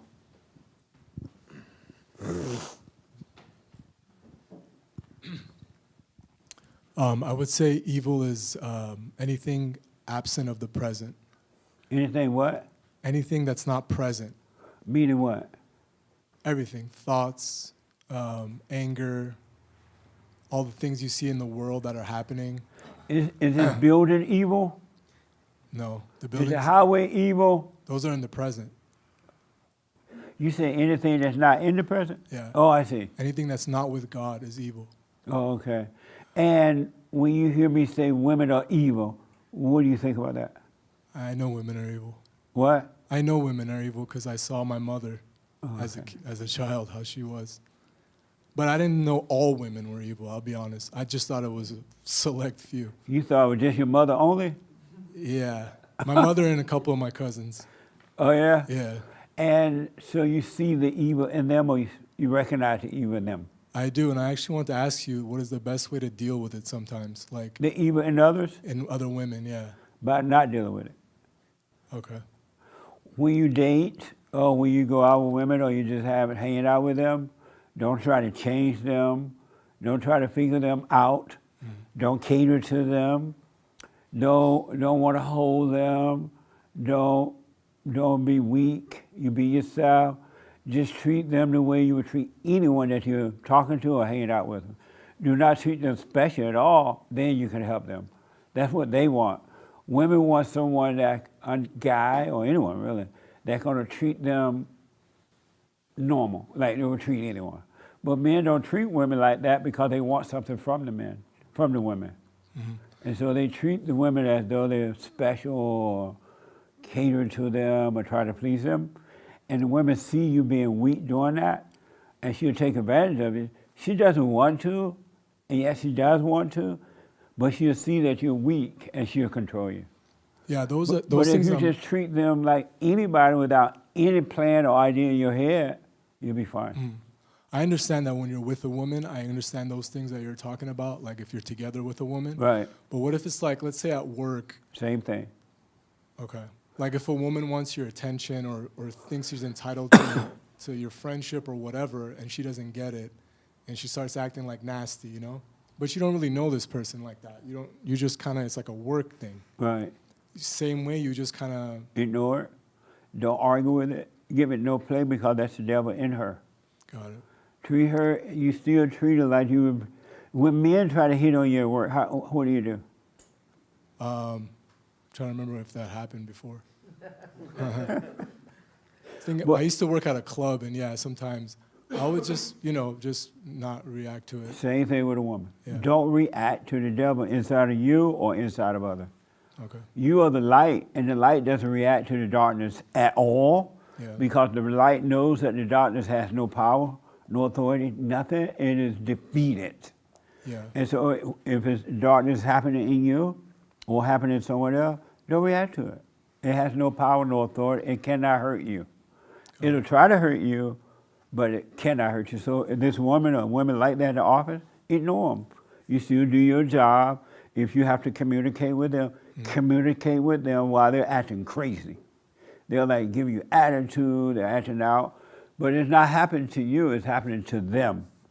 Because what you try to do to others, you're really doing it to yourself. What you put out come back on you. Yeah. So just ignore their attitude, present the word, and let them live in their own hell. Okay. That makes sense? Absolutely. And even if you go around the office and John think he handsome, I don't want him. Or what else she's saying, still ignore that. Because those are devils running around in the office, agreeing with one another in the same way the devil wants you to agree with him. And that's exactly what's happening. They kind of gather everyone else around with them. That's what devil does. Yeah. Devil cannot stand alone. He must have a group. That's why people join groups, so they can get you to agree with them. And then they eventually turn on each other too. Right. Those people in the office will turn on each other eventually. Right. And then how about like when I see myself when that's happening and like the anger is like dancing with me, you know, it's like inside of you? Yeah, like are you gonna do it? Come on, like say Just something. see it. Don't react, don't do it. Just see it. Don't obey. Remember, I will not obey. You see it, but don't obey it. Okay. Really. Even though it's like burning and I'm just like, just don't do anything. But that's the evil that's burning inside of you. It's not you burning. Right. But it want you, because you know people are talking about you, they're rolling their eyes, they're thinking these things about you. And so it's burning, but it's not you burning, and God will take it away from you because it is evil. Right. Do nothing about it. Let anything happen to the ego that want to happen. It's not happening to you, it's happening to your false self. Got it, yeah. That makes sense? Yep, 100%. And so the devil going to try to tell you, oh, look how they're treating you. They're talking about you, they're laughing, whatever, right? You need to say something. You need to do something. No, you don't. I promise you, you don't. And you're going to eventually see that nobody in the world can touch you. They've been touching this false self that you thought it was you, and you've been reacting. Right. Is that clear? Yep, absolutely. Yeah. So let it happen. Let's say you have a fit about it. You go on with your day, and see it, and do nothing about it. Okay. It is not happening to you. And is that what the word strength means? Is that what? I was thinking the other day about what, the other day I was just thinking what the word like strength means. Like what does it mean to be strong? Yeah. Oh. What does that even mean? When you are weak, then you're strong. Meaning that when you can see how you've been treated, you're aware that people are talking about you, you are aware that nobody likes you because of whatever reason, or if your wife decides to walk out or your girlfriend want to leave, and you're feeling that your weakness, like you want to beg her back, or you want to go to the group and defend yourself, be weak. You got to face mama, but you're in fear. It's when you're strong, when you're weak, when you don't do any of those things, you are being made strong. I see. You are the strongest in your weakest moment. That makes sense. Because at the other office that I work at, all of a sudden, just the entire office is like snubbing me. I don't know if it's just me. Maybe I'm crazy, but at first everyone was like, "Oh, they were so excited that I'm starting to work there." Right. But as I was just being myself, I'm just like I'm completely snubbed now. Like you know how when other people are talking and they just leave you out of the conversation intentionally and. Why are you paying attention to that? I can't help it. It's like the ego is like, yeah. Why am I being left out? You know. Right, but just see it. But whatever the ego is telling you about it, don't believe it or not believe it. Just see it. I see. And don't have an opinion about it. Okay. That makes sense. Because the ego will tell you, oh, they used to love you when you first got here. Now they're talking about you. Yeah. Now they don't include you in conversations. But that's just ego. That's not you. You don't need to be a part of it. They're not talking about anything anyway. You don't even want to hear it. You go and be a part of the conversation, you realize how boring it was. It was so bored. Right. So that's fine. It's just the ego. That's not you. Got it. It's all ego. Yeah, it's all ego. All ego. And so the ego is causing you to look at it and say, look, they'll leave you out of the conversation. Go about your work. You're not there to conversate anyway. You're there to work and go home. Got it. That make sense? Yes. Let whatever happens to the ego. Y'all understand that? It's happening to the ego, it's not happening to you. The real you don't feel anything about it at all. The real you is not even thinking about it. It's that fake you that you think is you, that you've identified with, that is paying attention. It's evil. Yeah, because after you're just like, that was stupid. Why did I even trip on that? It was Absolutely. Just, 100%. Just in a building working. You, the real you, you're free. In this world, you're totally free. You just don't know it because you're not aware of your world, of you, your real self. But the real you, totally free. Nobody can touch you. You could rule the universe if you wanted to. You can totally rule it. It belongs to you. It was given to you by God, but you just don't know it because you're lost in imagination. All right. We have more power than what we know about it. We really do. We have all authority and all power over the earth given to us by God. He gave it to our brother, and he gave it to us, the sons and the daughters. We really do, but we don't know it because we believe the lies in the imagination. You believe in evil. But you have all authority. Yeah. That makes sense? Yeah. What does it feel like to hear that? I don't want to say it doesn't feel like anything, but it's like the truth. Yeah. You really have all authority. God did not put us here and left us helpless to evil. We have authority over evil. We really do. You don't need to be lonely and afraid and doubtful and need friends and need to be, need to be married. They get married because they want to, not because they need it, I guess. But I'm playing. But you don't need all that. You don't need love. Love is not what you think it is anyway. It's not, love is not an emotion. It's not control. It's not being controlled. It's not a need. It's not a desire. It's not a want. It's not a happiness. It's not a sadness. Love is nothing like what you even imagine that it is. That's so interesting that you say that because last month, that's what I figured it was. I don't hear it. Can you hear it now? Yeah. Okay. All right. So last month I kind of caught myself with like a hidden agenda. So you know how you always say put God first? Right. And I caught myself like these very subtle, very deceiving thoughts going by saying like, just keep doing this until you get married and you have children and then it'll be all good. That's and a lie. I caught that like last month. I was like, okay, yeah, I got to get this out of here and put God first again. Right on. So. Your mind should only be on truth and nothing else. Right. And if you have a job, be on your job while you're doing the job. Your mind should be on your work. But when you're done with that work, come back to truth. Come back to the truth. Absolutely, man. Satan just tell you that about the marriage thing. He fooled so many people with the marriage thing. Yeah. We've been taught so wrong that it's not even funny. Yeah. And so that's what the Spirit of the Father does. He take away all that stuff we've been told that we could never live up to anyway, and then he give us the truth. And we don't have to live up to the truth because the truth is. It's just there. Yeah, the devil even says something like, you know enough truth now to raise a son. You know enough. Right. Go ahead. You know, stuff like that. It's Let that pass. It's so deceiving, but I get it. Amazing. All thought. Nice. Right here. Yeah, I was just listening to him. I just wanted to say that if you should expect the world to turn on you. I think it's otherwise you should choose a different path. In my experience, that's how it is. It's like the world will turn on you. Like, yeah. So. And you shouldn't expect it or not expect it. Have no expectation. You should just live and let the world do what it wants. Really. Well, it does turn on you. Yeah, it does.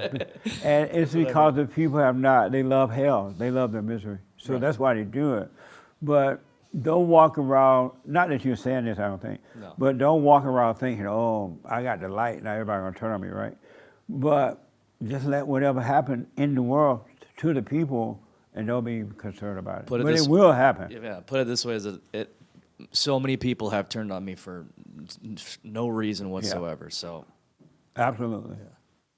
So they never liked you anyway. Right. It's not that they turned on you; they were never with you. Right. It was all fake. Right. And so, what is evil?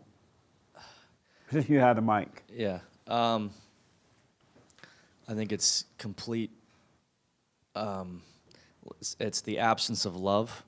It's complete self-absorption, complete self, to the detriment of anything else. And when you hear me say women are evil, what goes through your mind? The more I've listened to you, the more I realize that everything you say is absolutely truth. And it's like, at first it's like, oh yeah, that makes sense. But then as I see it unfold, I'm like, it's just profoundly true. It's crazy.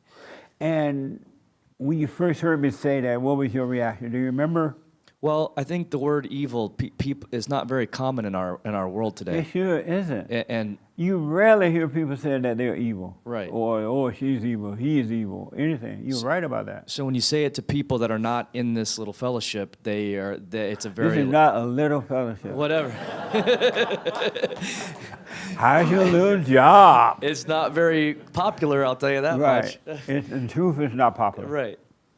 When you say it to people outside the fellowship, they think it's a very harsh word. Yeah. They're like, wow, evil. Like, what do you mean I'm evil? Like, that's, and even me, I had some sort of preconceived notions about what evil was before I started hearing you talk about it. It's like a horror movie with like a clown killing people or something is evil. But what I'm doing, I know what you mean. Yeah, but what I'm doing is not evil. How could I be evil, right? And so that's why I wanted to know the answer to the question, because I really don't quite know what you mean when you say evil. Okay. I think it's lack of love. And when you realize that men are evil too, they would come from the woman, and you see that you're evil. Do you see that you're evil? Yes, I do. And what do you see about you that is evil? Just complete selfishness, completely absorbed with myself. Right. In every way. It's like So that's what evil is. It's Right. all about self. Mm-hmm. It's never, as the young lady was saying right here, it was never about anybody but self. Evil is only about self. It's never, ever, never, it's not about them. If you had children, you don't care about your children. It's about you. It's about how do I feel. Oh, my poor children. It's you feeling that way about your own children. That's evil. So, because if you love your children, you let them go. So why use the word evil over selfishness or narcissism? Why evil? Which one hit home better? Yeah, you're right. You don't look for another easy, soft word to put you to sleep. Mm. That's what soft words do. They put you to sleep. You think your wife would react better if you said, "Oh, honey, that was a good dinner," and you're evil? Or you said, "Oh, honey, that was a good dinner," and you're sweet. Yeah, evil, obviously. Yeah. But it's hard to have conversations with people in the world talking like evil and... Well, who said you're supposed to have a conversation with them? You're not supposed to communicate with evil in your own self. What makes you think you should communicate with evil inside of other people? They don't want to hear it. Okay, fine, bye. No, but what I'm saying when you're trying to communicate effectively about this topic, really, and you shouldn't try. Okay. Only if they want it. If they ask or they welcome it, then it'll work. But you can't have this conversation with anyone unless they want it. God doesn't talk to Christ, and God doesn't talk to people that they want to hear His voice, unless they want the truth. So you shouldn't be trying to convince or talk to anyone about Well, it's evil. part of my vocabulary now. So somebody will say, "Well, what do you think about this?" And I'm like, "It's evil." And they're like, "What? Evil?" That's insane. Okay. You got to talk. We all work together to do commerce and stuff like that. Yeah. Commerce. You like that word? Hey. That is such a white word. I've never used that word in a long time. Being in business. You know that? He black. Did you know commerce means business? What? See? And so we got to communicate with one another to do business with one another. We're all one when we're doing business together. I'm not right? saying I'm in business calling people evil. I'm just saying that, you know, in life, there's certain times when evil now is part of my vocabulary. That's all. But when do you use that word? Well, so like for example, a girl was giving me her whole spiel about how she thinks life is and blah, blah, blah, blah. And she says, what do you think about that? And what do you think about me? And I said, I think that's evil. You're evil.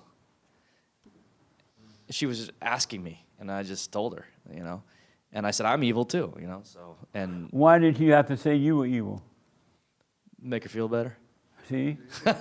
Mama. That's not love, that's not God. Make her feel better. So you like a little hypocrite. Yeah. My vocabulary is evil. But I'm using just to, and I'm going to say I'm evil too to make you feel. You think God going to say he's evil to make you feel better? No, but I see it. I do see it genuinely in myself too. But don't do it. Don't do what? Don't be telling her she's evil and then say you're evil to make her feel better. Yeah. A lot of people do that too. Especially a lot of meditative people, a lot of Bible thumper people.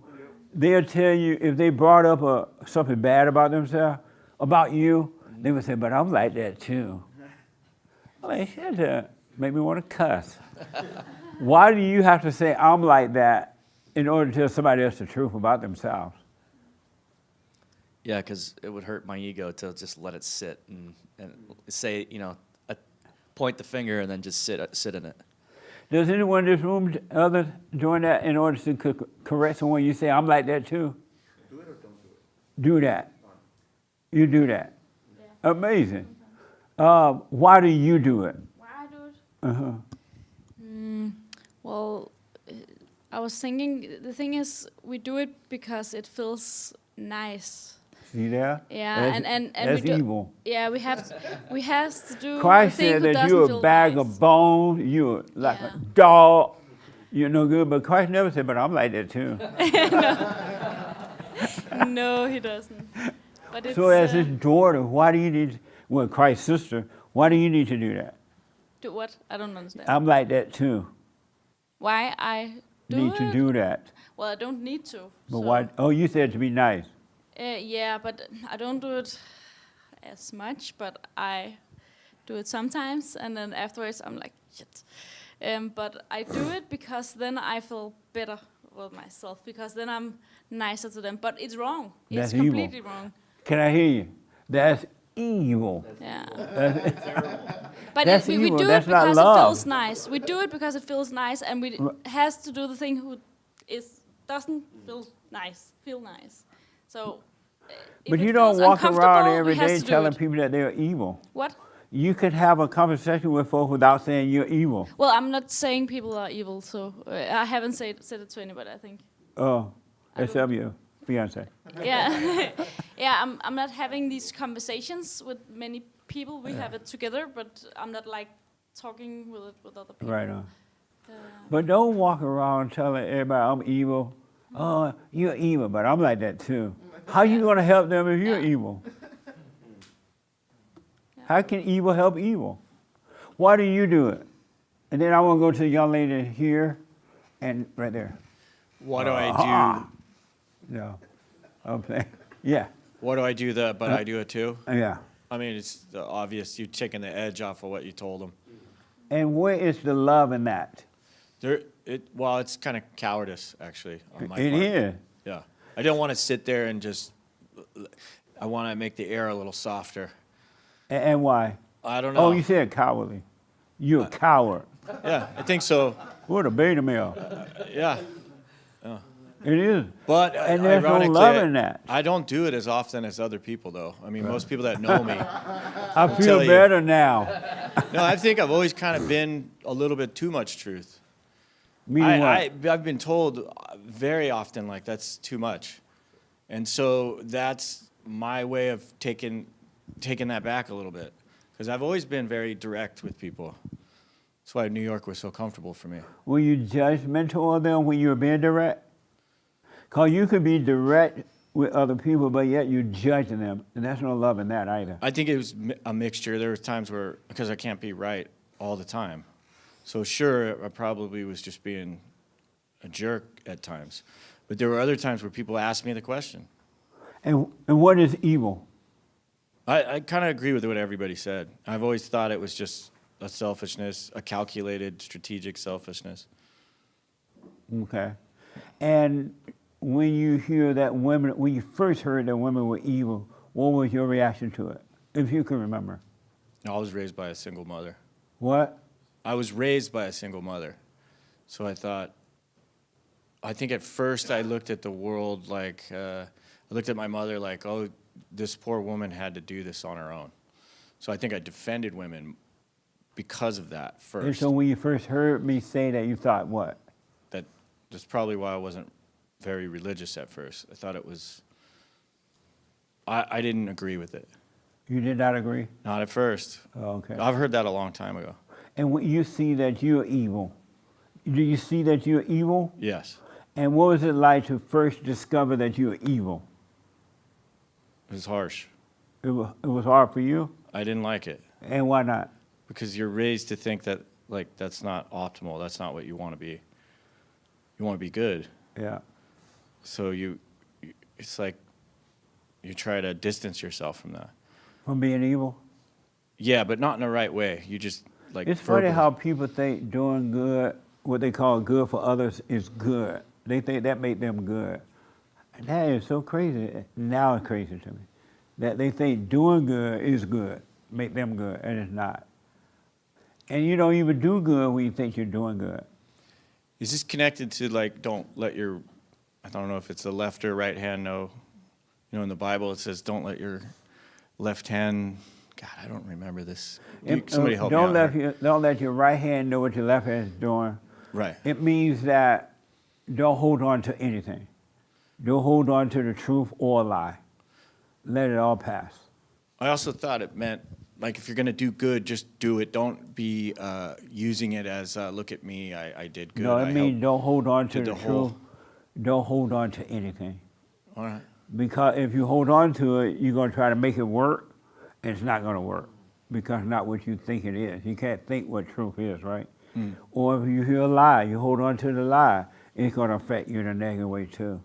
Just let them both go and just relax and appreciate. You love God, and you're not afraid of Him when you do things like that. You don't hold on to anything. Right. You want your glass to always be empty. Always. And this is related to have no, like, not listening to your thoughts. I'm sorry? Having your glass empty is that like a metaphor for not? And having no ideas, no plan, no nothing. Just live your life. Right. Don't try to be like anyone. Don't try to be this or that. Just live your life. Be you. Are you you? Oh, God, here we go. Oh, God. Oh, God. Am because of time, you got to move a little faster. Yeah, sorry, I can't answer that question, actually. You cannot? No, I was Okay. going to try, but Oh, okay. you're probably right. Well, next Sunday I ask you. Remind me to ask you next week. Copy or that. Thursday. We have the men's forum this Thursday. Yes. All right? All right. What is evil? I think it's the nature of the fallen state. So, you know, like the fruits of the Spirit of God are kindness, patience, love, where the nature of evil is confusion, anger, hate, which is, I guess, the same thing. Okay. But I think it's the nature of the fallen state, the nature of Satan. And when you heard me say that, first heard me say that women, if you can remember, women are evil, what went through your mind? I don't really remember. I just, I remember the day that everything clicked for me. So I think if I had to guess, I think it made sense. It was, you know, I don't really remember, to be honest with you. I get okay. it. I see it. I mean, Yeah. and do you see the evil in you? Yeah. And what does it look like, and how do you deal with it?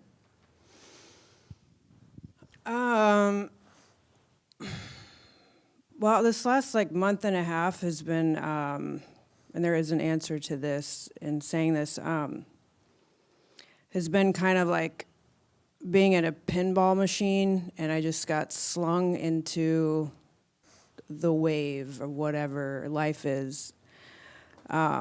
So saying that, there were so many opportunities to see the evil in myself. For example, being at work with somebody, and I could see the desire, the thought to like gossip and talk about somebody because, you know, I could see the evil in her. I could see all these things, and there was so much temptation and opportunity to just like, we'll call this person and talk about it because they know her, whatever. Yeah. And instead, it was more like, I actually even see what's going on in that. So just watching it, and I think really by watching your thoughts and staying conscious. I listened to your show one day when I was driving to work. I don't know what day, time, whatever, but like God, you said something to the fact like God just gives you the power.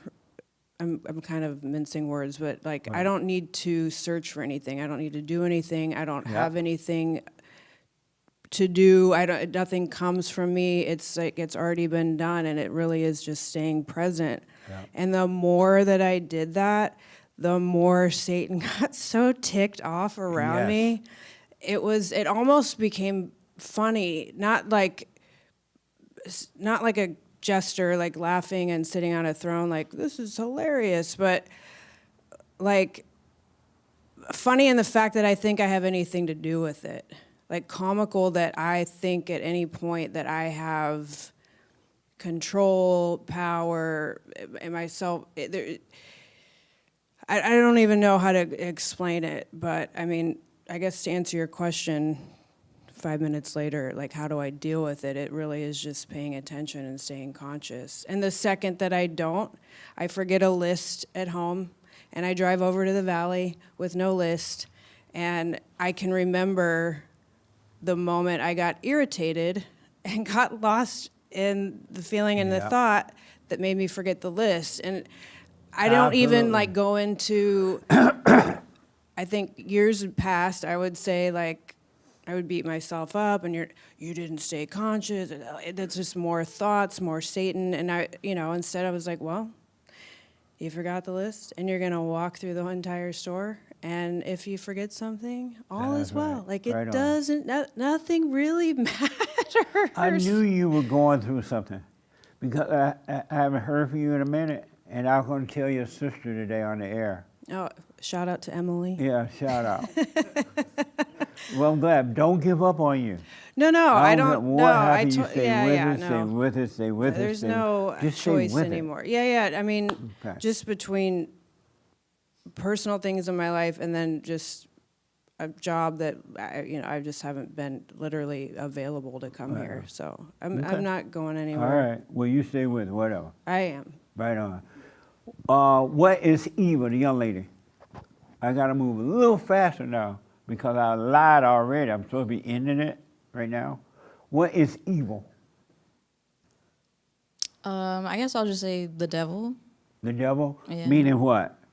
Anything that comes from him is evil. Okay. Yeah. And when you heard me say that women are evil, when you first heard it, what went through your mind? Well, I'd never heard it before, so when I first You never heard me say women were evil? No, I never heard it prior to listening to you. You never heard that about women? Right. Okay. Yeah, so it was kind of like a reality check for me. So it made sense. When you first heard me say that? Yes. Nice. Yes. You're like, wow, I am evil. Yeah. Praise the Lord. Nice. And what is it like living and seeing the evil in you now? What is it like seeing it and living with it? Well, now that I can see it, there's peace in that, because before I kind of went along with it, but now I can recognize that it's not me. So there's peace in it, I guess. Right on. Yeah. Amazing. Nice. Because of time, I see some hands. I want to get to this hand and then here. But here, real fast, what is evil? To me, it's anger and fear. And do you see the evil in you? Yes, I see it. You hear? Yeah. Yes, but I thought you threw me off because I thought you were gonna ask me about the women being evil, and I was ready to answer He's in that. his thoughts already. Yeah. All thoughts are all lies all the time. Yeah, so I listened to that, but I was ready for that, and I was like, oh yeah, and then he's gonna ask me about me if I'm, yeah. Yeah. But yeah, I see it. And what is it like living with the evil inside of you? It's freeing to see it, and it's so much of it, and yeah, it's just like whoa, it's so much of it. It's just nice to see. That's it. It's Absolutely. just a gift. What was it like? I mean, when you first heard me say women are evil, what did you think? I was like, I knew it. Oh, you did? Yeah, that's what I was gonna say. I was like, I knew it, and I always thought they were evil even before you said it. And I would go to family reunions and tell my aunts and cousins, you're all evil.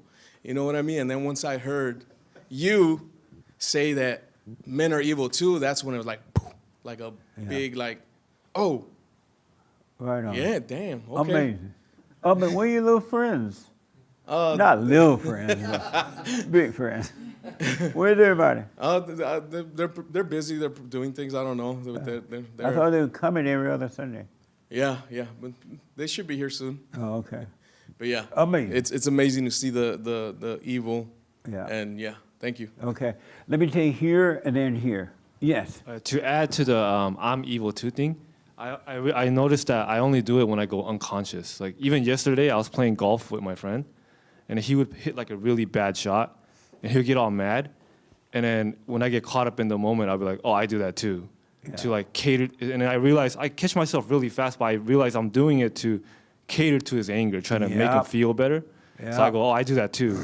And then I also realize like when I said that, now I'm setting myself up to do a bad shot too. Absolutely, man. Yeah. But I only do it now when I go unconscious. Like I don't really like appease people. So do like you that play golf at Trump Golf Course? I wish, not yet. Well, I'll let him know. Yeah, please. You want to play over there? Yeah, yes. Okay, I'll tell him. All right. It's a public course? Yeah. It's public. You don't have to let him know. Yeah, but I don't want to pay though. You don't want to pay? Yeah, I want to play for free. Illegal alien. Amazing. Yes, sir. Okay, so I just wanted to answer the biblical question. What is evil? Yeah, so evil is unconsciousness. Meaning what? Meaning that, like he said and some other people, it's being away from the presence. Like it's an illusion.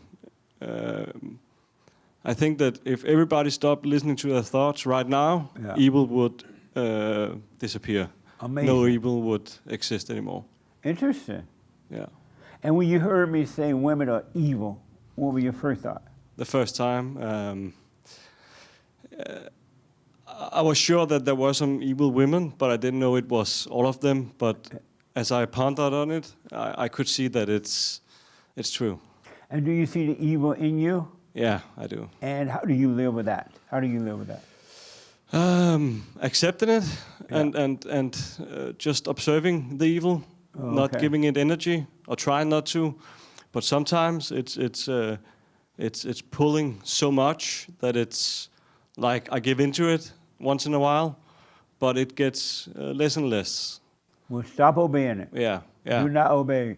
I will not obey. No, but I get that, but sometimes it's just I know I have to endure all the time. Right. I remember you had one many years ago called "What is Endurance" or something, Right. and I know I gotta endure, but sometimes it's just too hard. It's Yeah, but don't even say that. No. God will help you. Yeah. You just stay with it, because when you're feeling that it's too hard, it's really the spirit of evil feeling that way. It's not you. It's telling you, oh, this is too hard. This takes too long. This is too boring.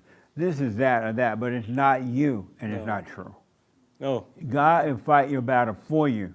He'll get rid of the evil. Yeah, but especially also sometimes with her, it's like I can endure a lot, but then sometimes it gets too much and I will react, and I'm like, I shouldn't have done that, and Well, that's going to come. You get married tomorrow. Well, I'm going to do your marriage tomorrow. Tuesday is going to be worse. Yeah. Yeah. That's coming back on Tuesday, buddy. But it's also a chance for me to work on myself, and that's a chance for me to work on myself every time it comes. Yeah, and the beauty is she's working on herself. Yeah, too. exactly. Yeah. It's a blessing. What? I said it's a blessing. Yeah. Now it's a blessing to be with her. Yeah. Because if she was not, let's say you were working on yourself, it'll be hell. Yeah. But the fact that both of you, and you stay with it, don't stop no matter what. Yeah. All right? I will. Yeah, don't stop. Yeah, I Amazing. promise. What is evil? And then I gotta end. What is evil? Thank you, Jesse. I think the most evil thing in this earth is that little voice inside your head that talks to you. Because you can have emotions, thoughts, and nothing happens until that little voice tells you what to do about that emotion, that thought. Yeah. In my book, the little voice in your head, it is the most evil thing there is in earth. Do you see evil in you? Oh yeah, I have this little voice telling me to say these things. How do you live with it? Not listening to it, not doing what that voice is telling me to do. Yeah. Yes. Amazing. Yeah. Nice. And when you first heard me say women are evil, what went through your mind? I'm sorry? When you first heard me say that women are evil, all women are evil. Yeah. What did you think? First thing comes to my mind, women giving birth. Women giving birth? Yes. I know, they're bringing some more evil children. Well, they're producing evil. If you think about That's it. why God said when you're born, when someone is born, you should cry. And when they die, you should rejoice. Because you bring evil into the world. Well, isn't that something? But no, y'all laugh when they're born and cry when they die. Yeah, and all backwards. If you think about it, one of the most horrific things and bad and horrific things done in this world have been done by men. Whether it's a war, whether it's killing, massacres, whatever is done by men. Yeah. And that man was created by women. Yeah. So yeah. That's when I said. Amazing. Yeah. And men are really cruel. Yeah. Did y'all know? Y'all don't know how cruel men are. Men are cruel and nasty and vicious and sneaky and everything. Yes. That's yes, amazing. Yes, we are. Yes, we are. And real quick, I have a good friend in the hospital. I wish him recovery and prayers to my friend in the hospital and know the Maciel family and their grandkids, especially the great-grandkids. Okay. What's his first name? His first name? Carlos. Shout out to Carlos in the hospital. Thank you, sir. All right. Tell Carlos, don't be angry about being in the hospital. Don't think about it. Don't lay there and say, poor me, or anything. And you'll be fine. Whatever happened will happen. Thank you, sir. Amazing. Hey, last word. What is evil?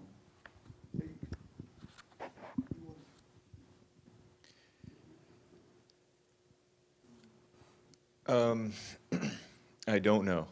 You don't? Okay. Yeah. When you first heard me say, all women are evil, or women are evil, what went through your mind? The first time I heard you say that? Yeah.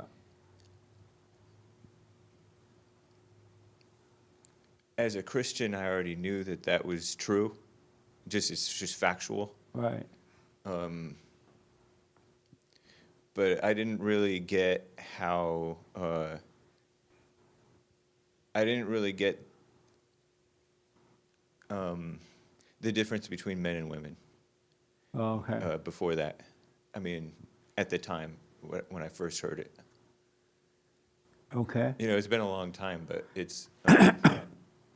And how do you deal with the evil in you?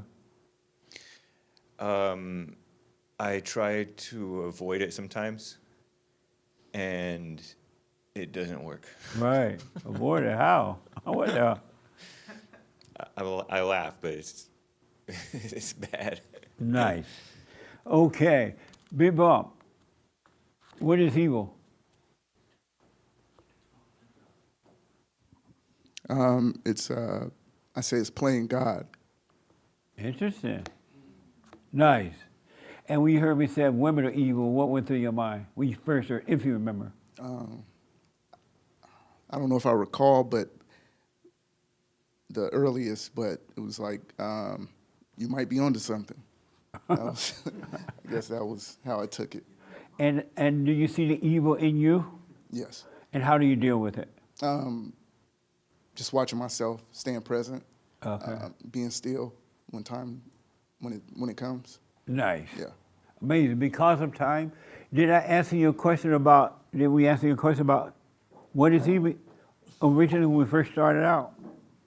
Oh, I asked about, what is sin? Jesus dying on the cross for our sins. Oh. Yeah. Well, beforehand, during the Old Testament, before Christ, Satan owned everybody because they were guilty of sin, playing God, making they know what they want, judging one another. And as a result of playing God, you had all kinds of corruption on the earth. All hell, nothing but hell, and no way out. And so God realized that the people couldn't help it because Satan owned them, because they had committed sin. They hate one another, they judge. The greatest sin is to hate one another, to judge, to play God, Well, right? he didn't die for our sins, right? He died to show us the way out, right? Well, died for our sins meaning that he brought us back from hell because we had no way out. And because we were playing God, as someone just said, very judgmental, we were in hell, we were playing God. And so he brought the people back because they had no way out. And they didn't even know why they were doing it. They didn't know anything but that, right? And so Christ came, and Satan, long story short, he had no sin. He didn't judge. He had perfect love. He had done anything wrong. And Satan took him into heaven and didn't deserve to take him because he had not done anything wrong. Took him into hell, you mean? I mean into hell. Satan took him into hell, and Satan had no right to do that because he had not done anything wrong. And so, but the plan was to let Satan take him so that in taking him, Christ can sacrifice himself to the devil in order to buy us back, to get us back. And that's what happened. Satan took him in. He was not guilty of anything, so that made Satan guilty. And so God brought the people back by saving them from their own ego, from the spirit and nature of the devil.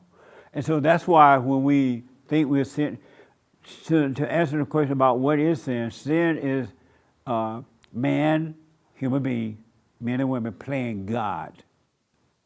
You think you know what you want, you think you know what you need, you think you can save yourself, you judge yourself and other people, you're playing God.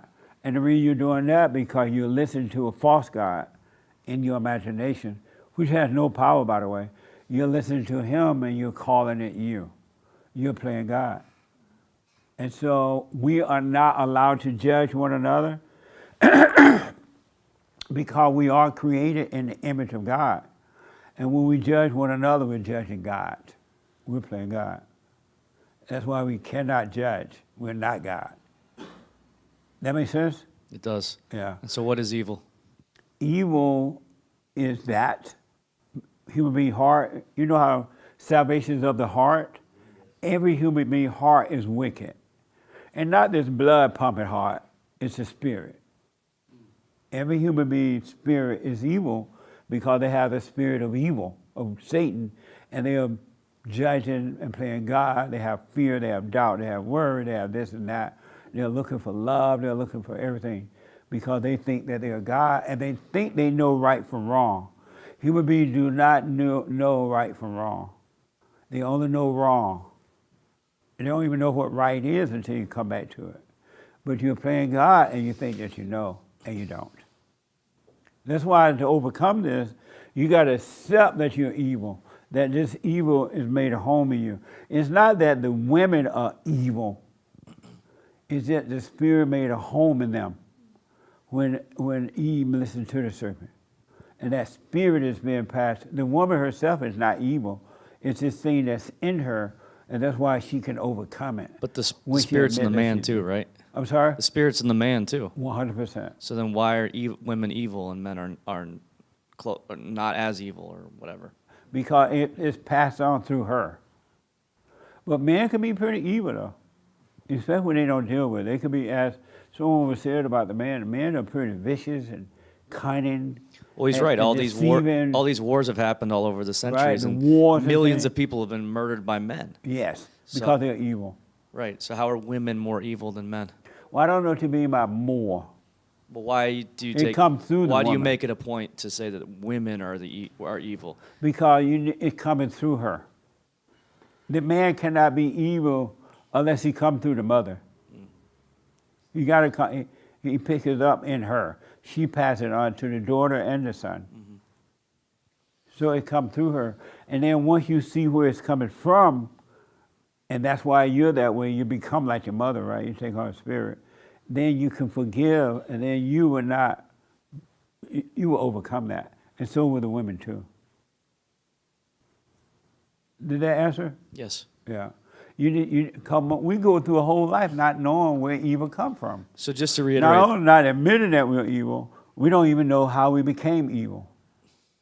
It's passed through the woman, and then once a man understands that, the woman is no longer his God. He's going to treat her the way he treats everybody.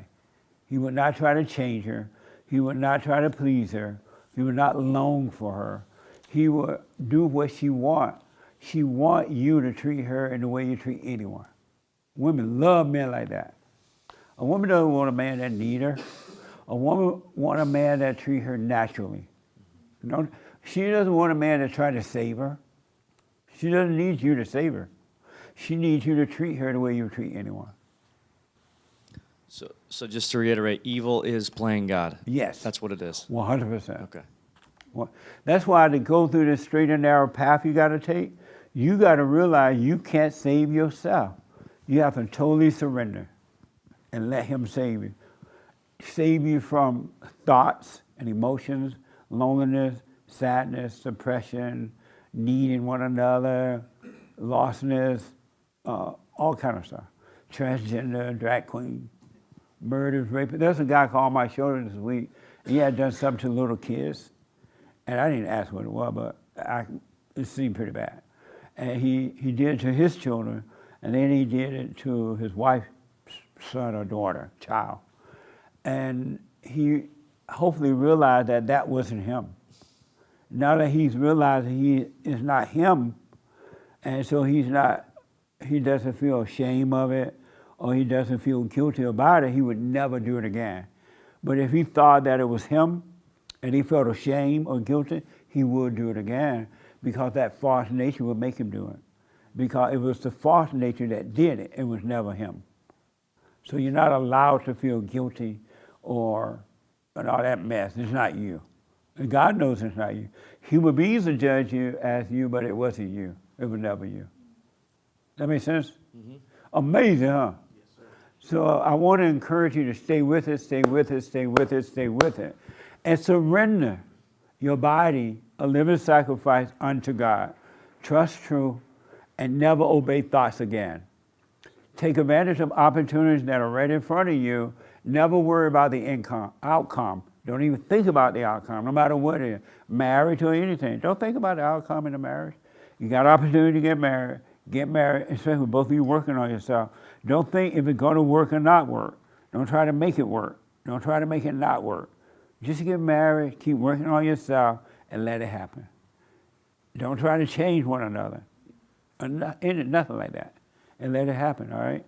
Amazing. The brand new biblical question is, how can you change your future? How can you change your future? Amazing question. And you can. Well, maybe I shouldn't tell you that part yet. Because I want to hear what y'all think about it. I'm out of time. How can you change your future, the young man? By staying in the present. What? By staying in the present, staying conscious. Oh, okay. Right? Thank you. Not worrying about the outcome, right? Like you just mentioned it. Isn't this so good? The truth is just so good. Knowing the truth is amazing. I'm out of time. Thanks for your support. We'll do the super chats tomorrow. And stay with the silent prayer. Stay on that straight and narrow. And watch those thoughts. That's all you need to do. Practice staying present. Bye. Nice.